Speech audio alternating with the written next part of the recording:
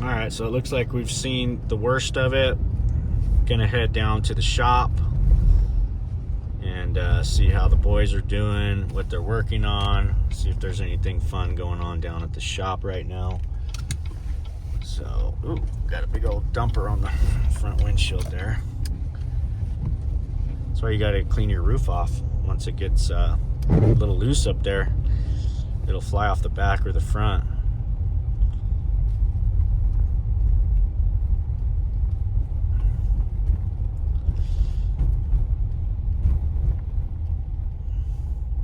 That was one of my former employees working for somebody else, and completely, like I said on the last video, there's nothing to do. They're just out there making money, whatever. I appreciate the hustle, but like at a certain point, like you're wasting your client's money. So stay home, save yourself, because this year could be a big year. I'm gonna predict. My prediction is it's going to be a pretty heavy year. Now, you never can really get that right, but there's been some factors. The warmer weather, the La Nina cycle, that was confirmed. We're seeing the moisture on the other side of the mountain, especially even right now. Bakersfield's just getting pounded with rain today. And, you know, when you start seeing that in a cycle, and then we get the snow like this early. We always have something in August. I mean, in October, I would say. Typically, it snows like once, but usually it's nothing. And usually it's colder. So, to me, this warmer weather, and then, you know, the heavier moisture is kind of what started happening back in 22. And that turned into a mega year. So that's my prediction. I think we're going to get a big year. We've had 2 really light years. I think we're going to see a bigger year this year. I'm all for it. You know, I want to see a big year, like a big year, and that would be great. You know, like, you know, just even if it halts the construction stuff, it is what it is. It's gonna get halted either way. So if it's gonna be halted, let's make it worthwhile and actually have some roof work and, you know, all that stuff that really makes a good economy during the snow, which is a lot of snow removal. I know the owners don't like it so much, but, you know, with that being said, this is a resort community, so most of these people have an expendable income for these homes. So, let's see what these boys are doing. We got steel beams everywhere.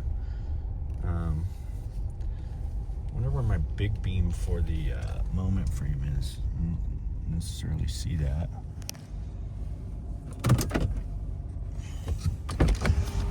We got beams everywhere.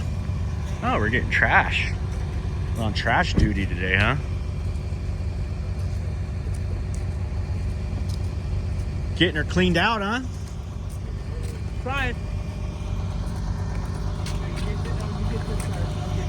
Because I'm a little taller. It's a little higher there.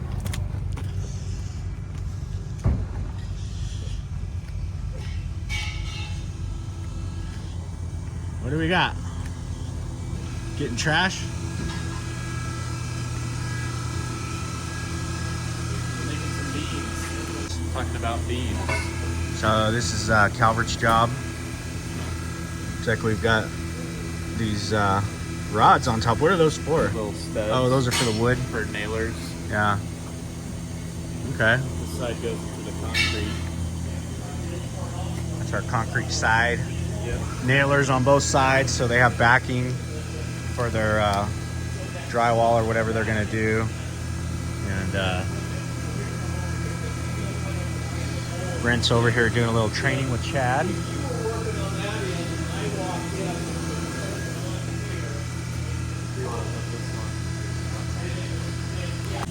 Okay, so this beam here, we got these little webbings. Chad's making them right now. We got basically a little notch on either side there, and that's because these inside edges are rounded, right? So you want that to go set all the way up in there, so it's flush to the outside there, and then you got to weld all that in. But these kind of go in for strength. They go in. That one needs to be grinded a little bit more, but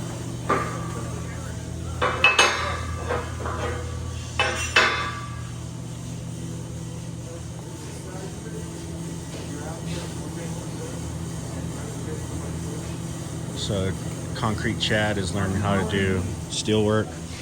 That's what we do. We get everybody well-rounded, and then Juan, who is very good on steel, is going to be working in the snow and doing some other stuff. So the whole idea is have everybody where they can do all kinds of different things.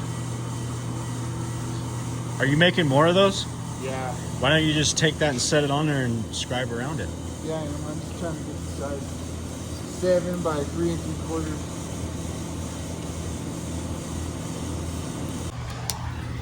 So Juan's cutting this.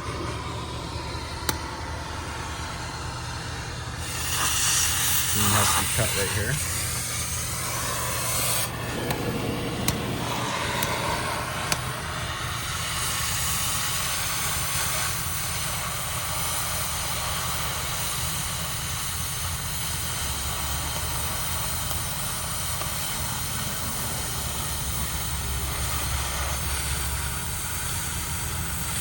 We work in all weather conditions.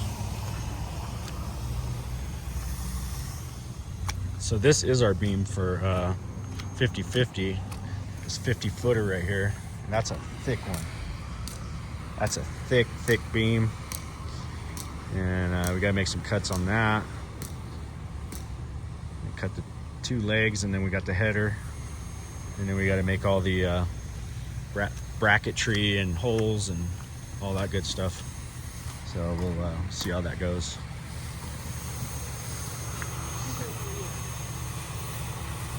Nice and easy, just throw it on down there. Billy's still getting the feel for the forklift. Yeah. That little forklift, 0 to 100. it's pretty jumpy. It is pretty jumpy.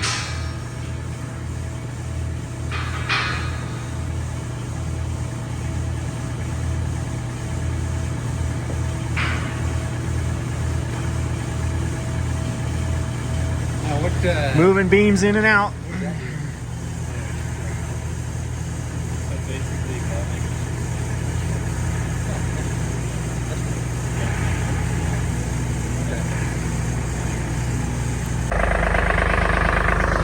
So he just cut that one. They moved it in on the table. Now they're pulling this one out. Thought they were gonna roll it, but maybe they're gonna take it out for right now. Got to put the studs on both sides of it, but you know what? Things are moving. Life is good. You got to keep the momentum. Keep the momentum going while it lasts. I know, bud. Buds?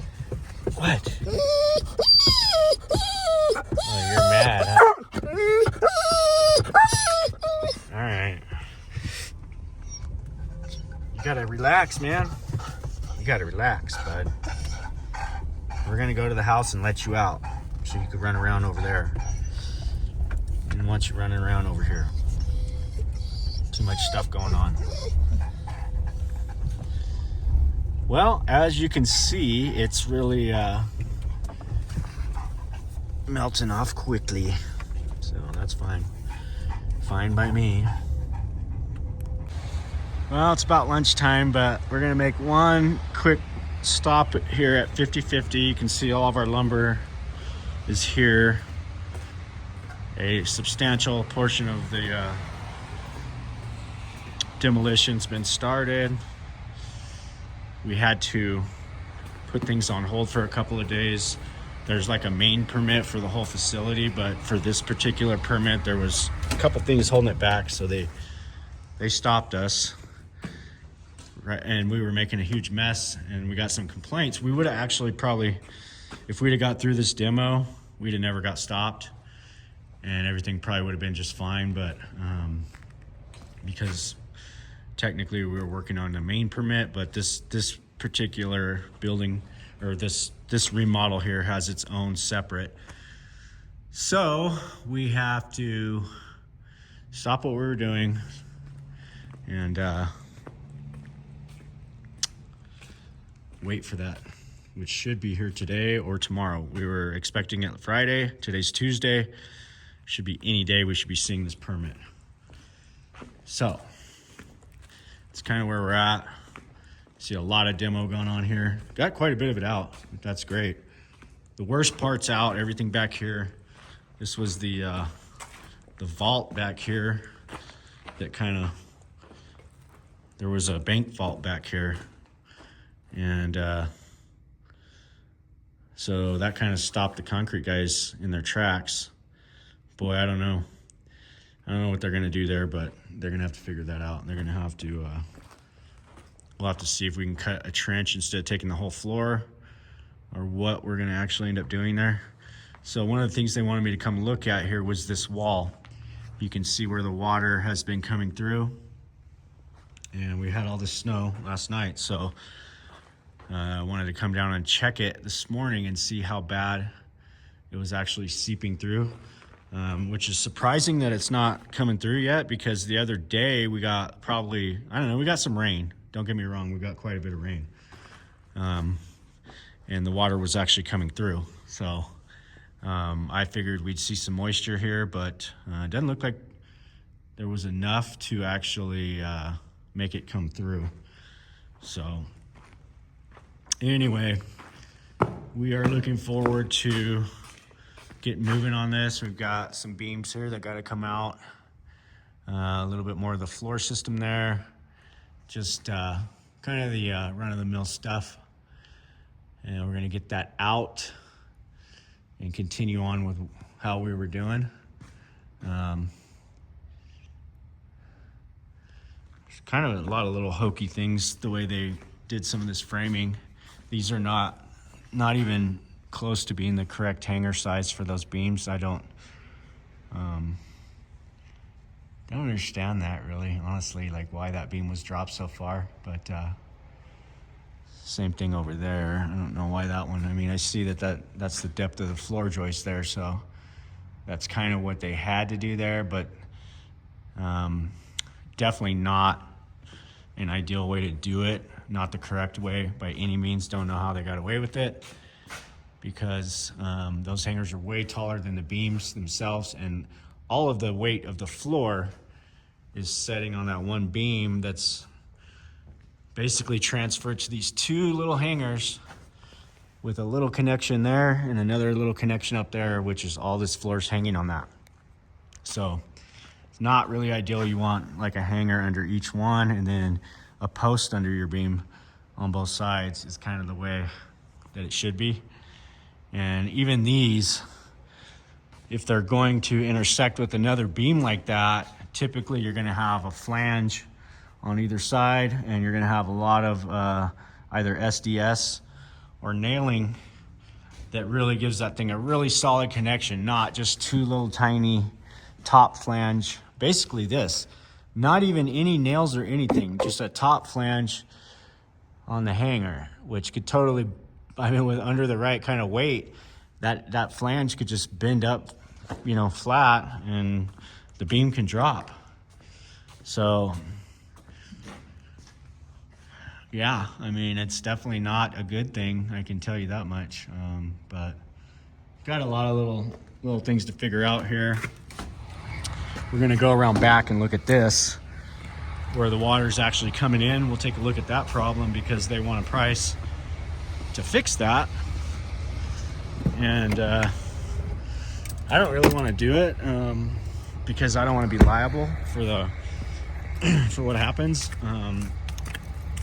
if it somehow happened to leak in the future. But I would probably do it under the pretense of no liability. I mean, we're gonna do it right, don't get me wrong. We're gonna cut out the concrete and put the flashing and do all that stuff. So I'll explain what's happening back here. It's they just didn't do it right, and it's allowing the water to basically come right down from the back side of this wall, and we're so this is all new. This is supposed to be like the new drainage system with this with a grate here. Problem we're having here is right here. So that's like a membrane that allows water to wick down through there. That's what it's actually for. And it's really not even what you want right there, because what's happening is the water's just working its way down there and it's getting stuck, and then now it's finding its way through the wall. So it's not going all the way down to the ground. So we're talking about taking out the concrete, some kind of flashing system with a new curb above, but the flashing is going to extend up behind this siding, and that would be kind of the ideal, the most ideal. It's not ever going to be ideal. The problem is here, you don't have a gutter, you don't have anything, so you've got two roofs, upper roof, lower roof, and it's all draining right down the wall and basically going down there where we were standing just a minute ago, and it's getting down in there. No, that's the problem. I want to take my little wheel here and measure this lineal footage, so I have a pretty solid idea of what how much concrete, flashing, square footage, all that. So we're gonna do that real quick, and then we're probably gonna go get some lunch because I'm getting hungry. Been kind of running around all morning. Still sputtering, the snow is. We're still dealing with that just a little bit. But hope you guys enjoyed this little series of videos with our first snow, and we'll get back into some construction next week. Well, we ended up with a decent amount. Had a little bit more come in overnight. Nothing crazy, but it looks like it's gonna warm up. So we're gonna get the car going. Probably got snow and ice on this. When it gets icy, it does, yeah. And so that's it. It's not gonna want to come off. We just gotta fire it up and let it. Gonna have to let it warm up. Yeah, because it got a lot of melt on it, so it's got that ice under it. So there's really no way around that, but let the thing warm up. She was frozen.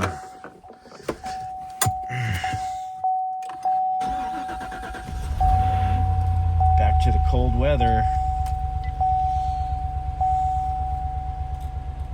Got defrost going.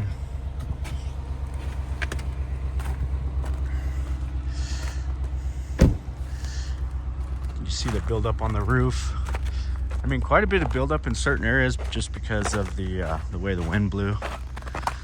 But we definitely got, I don't know, 8 to 10 overall, and then it was kind of melting as it was coming down. So it was a good little startup, snow. Like I said yesterday, we did not go out. It was right there, borderline enough to go out, and it was warm enough yesterday where, you know, it was melting. So overnight, it froze up pretty good and got hard. I mean, it wouldn't hurt to do it, but I mean, as you can see, this is one of our accounts right here. This driveway hasn't been touched. Our driveway hasn't been touched, but it's not enough to impede the flow, your flow of traffic. So decided not to do it. I don't think there was only a handful of guys that went out. All the big snow removal people didn't go. We didn't go. So I think we made the right call. Didn't get any calls for service, so it's always kind of, you wonder if people are gonna call you, but you know, when there's 6 inches or more on your driveway, we're definitely going. But this was just not quite enough, and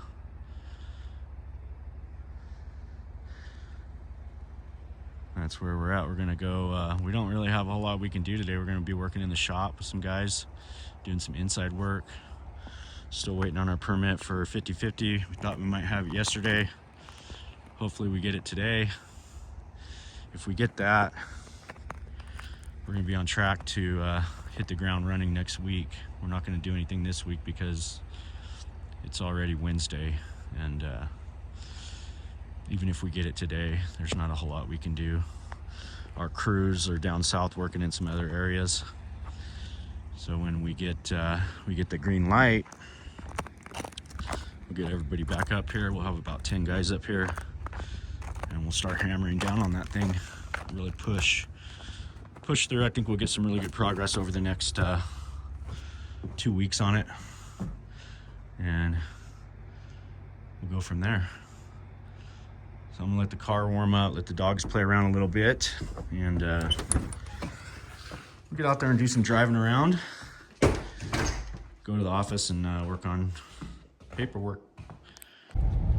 Well, it's a frosty 28 degrees out right now, but I can see the sun's gonna peek out and might get up to the 50s today actually, so that's that'll be nice. Everything's gonna be wet.